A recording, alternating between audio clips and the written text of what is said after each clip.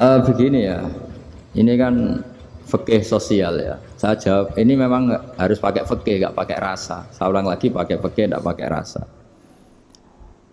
Waktu sholat itu kan banyak ya, diantaranya maghrib dan isya, duhur dan asar, terus subuh sendiri. Ya, ben sampean belajar fikih, orang belajar tasawuf ya. Nah, kalau subuh itu tidak ada toleransinya kalau waktunya sudah tinggal 10 menit karena tidak ada jamak. Ya, tidak ada apa? Jamak.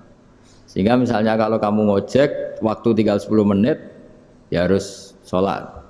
Tapi kalau sekedar dengar azan ya, ini penanyanya kayaknya itu teman kamu, jadi fikihnya kayak kamu, gak jelas.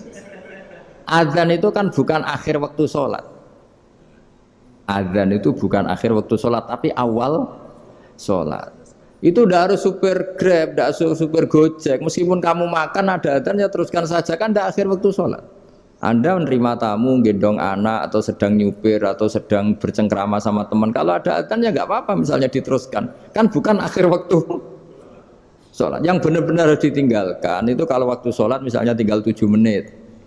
Atau tinggal 8 menit. Waktu yang mau tidak mau kamu harus tasarrufkan, kamu peruntukkan injury time itu sih. Injury time. Nah, gitu aja kok gak tahu ya. Nah, lalu misalnya, kalau pertanyaan tadi mestinya kelasnya itu kelas afdoliyah. Utamanya gimana? Kalau wajibnya belum ada karena kan waktunya masih panjang. Jadi pertanyaannya bukan wajibnya tapi sebaiknya karena ini semuanya belum mendesak kan? Andai kan kamu teruskan nganter barang kan tidak ada jaminan waktunya habis.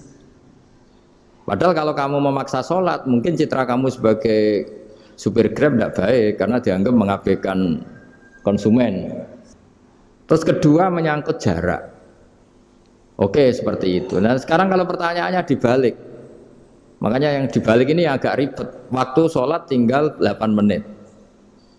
Ada konsumen yang minta diantarkan saat itu dan acaranya ke mall happy-happy, maka fatwa kita sebagai ahli fikih ya tantang saja, saya mau sholat dulu, kalau nggak sabar ya silakan cari yang lain kalau acaranya ke mall.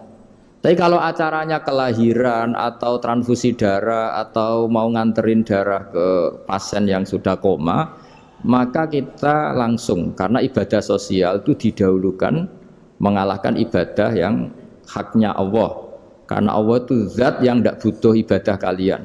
Tapi kalau pasien ini kalau nggak nang kesampaian darahnya mati misalnya, jadi kamarnya Allah luwih apian lah gitu. Makanya masyhur kalau dalam fikih hak Allah sama hak adami ini dimenangkan hak adami, tapi bukan karena Allah kita kalahkan. Allah tidak butuh itu semua gitu. Jadi dikalahkan tapi bukan karena kalah, justru karena tidak butuh. Ya ibarat gini lah, Allah itu saking baiknya Allah kan pasti di atas orang tua kita, itu pasti ulang lagi, baiknya Allah pasti di atas orang tua kita saja baik apalagi Allah. Misalnya orang tua kamu butuh uang 5.000, adik kamu butuh uang 5.000, adik kamu yang kecil atau ya kira-kira orang tua kamu itu nyuruh dikasihkan beliau apa ke adik kamu, kira-kira saja ke adik kamu.